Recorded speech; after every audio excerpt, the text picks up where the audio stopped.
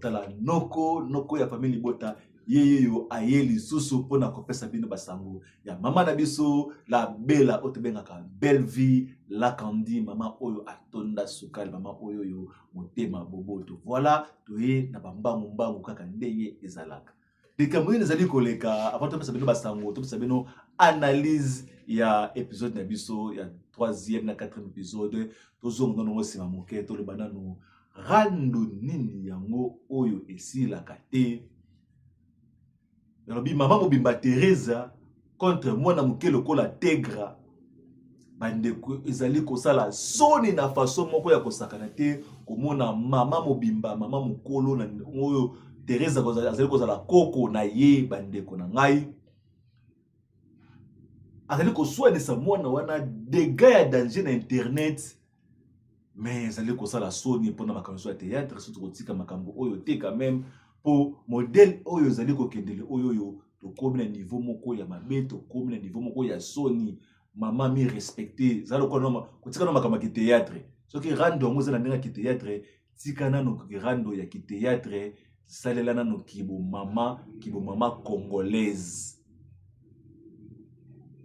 ndenge ya mabete salela nano kibo mama congolaise soit place na kibo mama okoza na bana ba âge ba Tegra soki peto l'équipe mo musika okoza na koko moko bona âge mwana na Tegra wana tala nano mwana nano azomona nano eskizenga nano mwana moko amukie emso basokola no pepe ngala muté yo mama odumba wana ondingi rando na télévision ko swanisa mwana modèle wana ko finga mwana modèle wana mwana lepoka ngambanga pete espèce ya réciproque flèche au bêtis yango saka flèche à retour conseil na ngazali mama suko fandi bouche be mwana na poka monoko lembisa kata singa mwana za mwana akozonga na sens na ye na yebi suko no mabe na kizo na ngape mputé na rando ya Teresia na Tegra wa bandaki mabe soko osenga bolimbi c'est dit que ba acteur na biso ba actrice na biso jamais baleka basenga pardon jamais baleka basenga bolimbisi eloko mabe na kata mokili yango wana eloko eleki na pardon zakate mwana Tegra soko zaki mabe soko obeta kara obeti kara soko kanga mbanga okangi mbanga Teresa oza mama mobimba soki okanga mbanga okangi mbanga soko mono continue rando anyway biso pe ba journaliste tolingana na biso bata ba rando na bino bosa eza eloko moko boye oyo ezali kopesa soni na media na biso partout dans kati ya mokili tomona mama mobimba na mwana moko moke oza âge mwana na yeto na âge ya koko na ye voilà donc kaka basango noko apesaki conseil na makambo oyo etali Tegra na Teresia voilà tokanga chapitre wana tokota siko makambo ya belle vie la kandi mama boboto mama oyo atonda sukali mama oyo motema malamu eto zui wapi na modèle oyo voilà tokota nano moketo bana non koloba siko awawa mama belle vie la kandi film sotani auto ça la analyse film ya Skinny épisode 3 na 4 to sangisi analyse wana polobi to soki temps ya koyela binote makambo ezali kokende ndenge nini bandeko na ngai film oyo suspense komi komata na ndenge ya kosakana te tomonaki ba tableau sur la fois passée makambo oyo ezali koleka na kati ya ndako ya Linda na Da Costa eloko nini ezali kosala keno Linda déjà ayokanaka malamu te na Tegra na partir ya école na bango na ndenge bon soit disant que azali konyokola mwana soit disant que alingaka mwana wana te mambu masobele tokangi nano wana est-ce que makanisi ya mwana wana Tegra ndenge azali kokandela Da Costa ke azwi Da Costa abotoli Da Costa ya Linda est-ce que makambo ngo ekosuka ndenge nini tokoya na makambo ya mabota à qui la faute nani oza na faute na kati ya libota wana est-ce que na ndenge ezali kokende est-ce que Da Costa akotia Tegra zemi point d'interrogation olanda analyse na biso malamu po makambo ekobima awawa na yebisa bino ekozala somo Baba pasa mibale mama leki na bango azali kokabola bango pona likambo etali lo choto lo chocho lo meya tope mbongo bandeko na ngai est-ce que soki oza na lipasa na yo okolinga mutu moko azala intermédiaire mpo na yo osololaka na lipasa na yo ata kutu yaya na leki yango est-ce que boza na intermédiaire mpo na mutu moko ata kutu mama leki ata kutu soki noko ata so est-ce que boza na besoin ke no mutu moko azala intermédiaire mpo na kodiviser makambo na bino mpo bosolola fo mutu moko azala na katikati wana ezali makambo tokolobela lelo na kati ya analyse na biso sikoyo tozokomona ebandeli tokanda nano kokanisa nano mwa mokie sikoyo awa bandeko babolingo clash nini oyo ebandaki kosalama deja entre Linda na Tegra na ekole na bango est-ce que yango nde ezalaki raison ke mwana wana Tegra akandela mobali ya Linda banda kobima na mobali ya Linda est-ce que raisonnement mwana wana a raisonnaki malamu to a raisonné mabe mais votre question wana toujours nga toyeba cause nini eloko nini ezalaki kosimba motema ya Linda po te ere nyonso tu soki mwana wana asali mabe apesaki ba punition na kati ya école yango toyebi ke ezalaki raison oyoyo epousse mwana wana akende kolinga mobali ya Linda ezali eloko moko boye s'est passé na kati wana oyoyo tout le monde alinga yeba tout le monde aza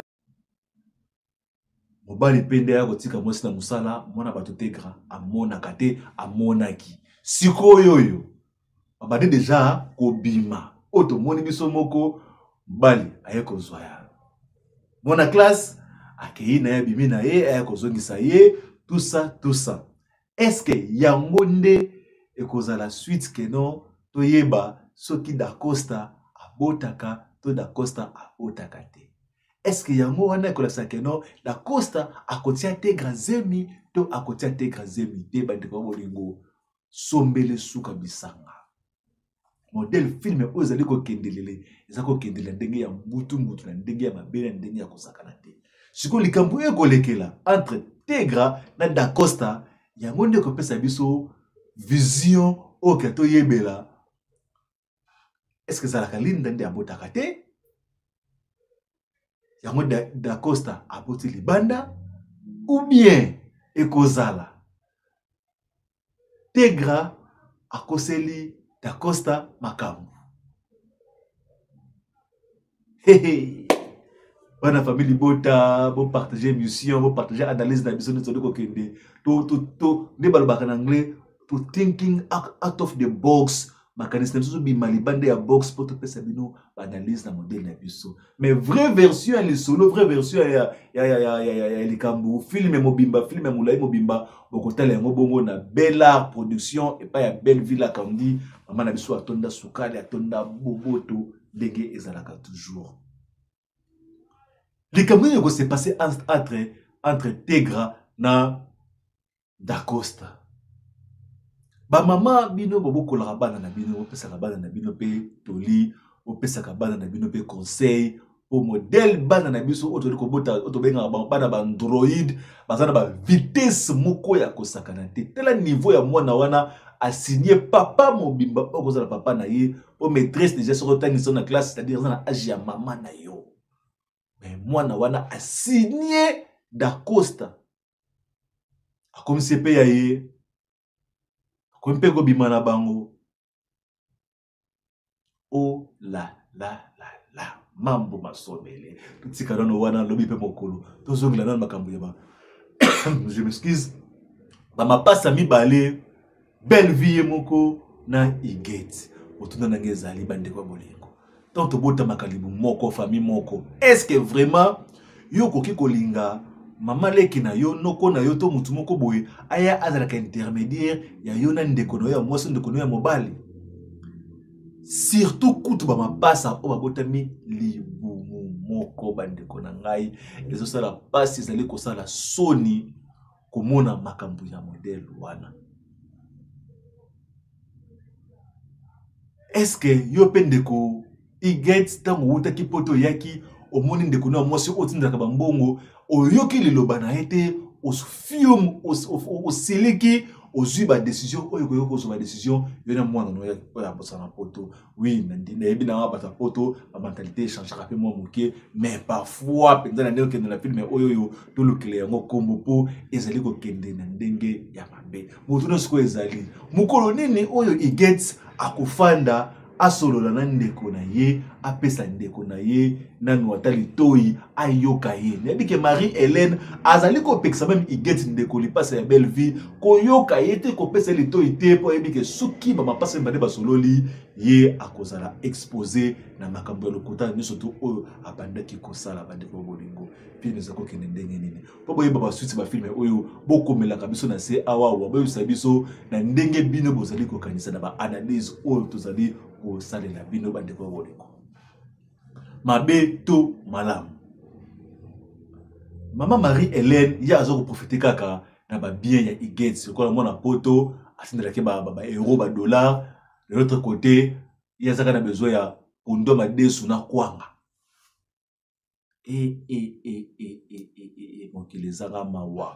mokili ezanga mawa kosalaka mutu confiance te surtout bato oyebi te kosalaka confiance te tala ndenge mama leki ya oyoyo akaboli ba mapasa o babotama mokolo moko mabongo na so babinga banane mbui na kanku timba na nzuzi maboso na mangongo bakaboli bango kaka boye pona ndikambalo chocho bandeko na ngai bolinga na bino moko ava bato ba mama leki banoko baya balinga bino tala resultat oyo ndenge zali ko sala bandeko na ngai noko famille bota na kika ko pesa bino analyse na pesa bino mbote ndenge zalaka toujours na bosanité mama na biso B50 la mignonne mama ko pesa ka pe basango ya belle vie émission na biso soko monyango awa na kati ya Congo News TV ko bosana te okotala yango pe e pa ya B50 la mignonne mama maîtresse voilà l'autre tiki bino tokutani lobby épisode 5 6 analyse nango tokopesa bino bo partageaka ba vidéo bo partageaka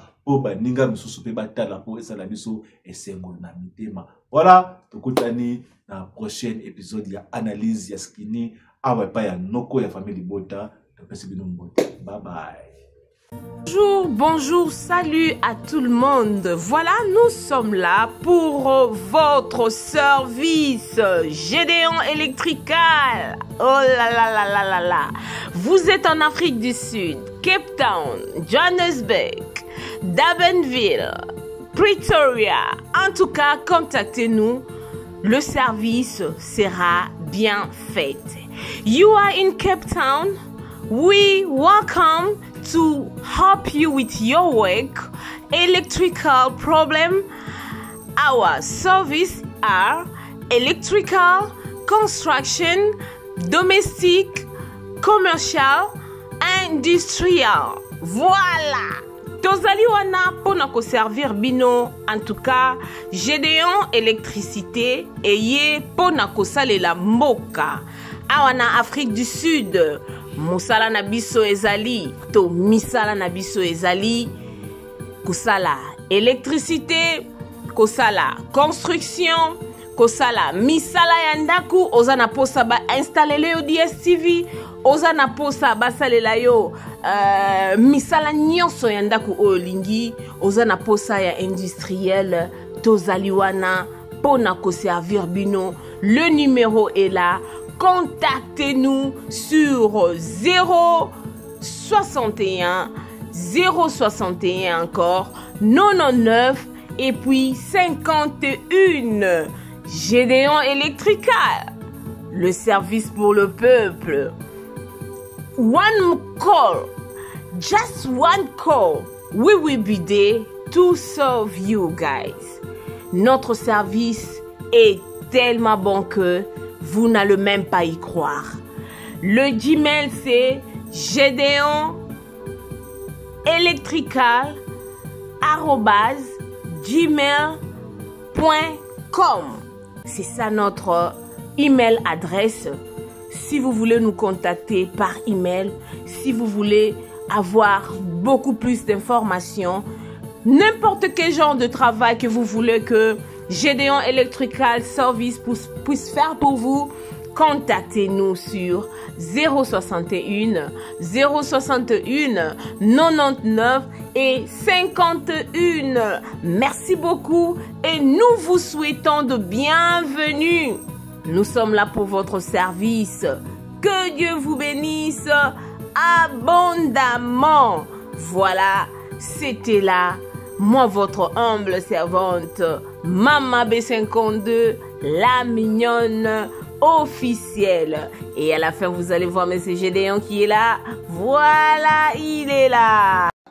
Na évité vidéo oyo ernime kokoma et comme la bino ezali Mama Joséphine, Mama Soso na yebi bino solution. Oyo ezali solution ya ba problème na biso. Ba problème na biso yango ezanini. Ba problème na biso yango eza ba problème ya santé, eza ba maladie oyo eza kati na biso. Ba maladie telle que diabète, tension, AVC, prostate, ba hernie, ba maladie wana nyonso tout oyo ezo déranger biso, ba ménopause, mutu pasi, maladie nini, épilepsie, maladie nyonso tout oyo ezo déranger ndeko na yo, oyo aza pembe na yo ezo déranger mwana na yo, oyo ya cancer, oyo ezo déranger biso. Solution yango yo na yeli yo solution ya ba produit na biso ya naturel, ba produit oyo ezali ba complément alimentaire, ba produit oyo ezali 100% naturel, ba produit na biso ya Occident.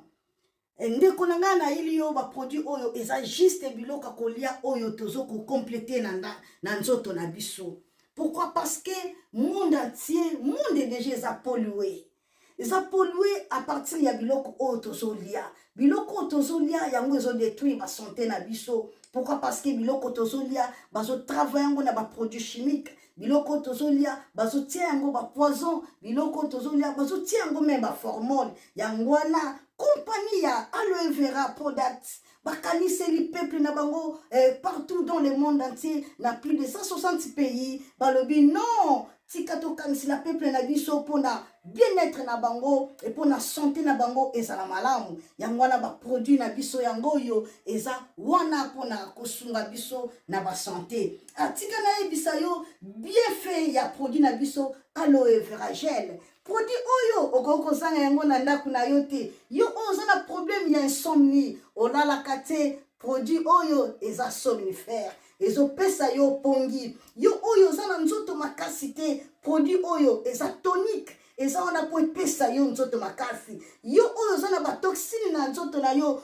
Produit oyo eza détoxifiant. Eza ko détoxifier nzoto na yo. Eza ko purifier makila na yo. Eza ko sukula ba veine na yo. Produit oyo ezana ba bienfait ebele. Produit oyo ko soigner pour l'estomac. Produit oyo ko soigner pour la constipation. Produit oyo eza produit moko eza ko sunga système immunitaire na biso. Yango wana ndeko yo ko zanga ba produit oyo te pour la santé na yo. Santé eza na prité. Santé eza na prité. Yango wana somba produit oyo soki omilingaka pe olingi libota na yo, olingi mobali na yo, olingi bana na yo, te okoko sanga produit oyo te, yango na yo ko présenter yo produit ya aloe vera gel. Yango soko lingi kozwa yango lolenge nini? Contactez Maman Joséphine na plus 44 79 853 90 849. Na balieni susu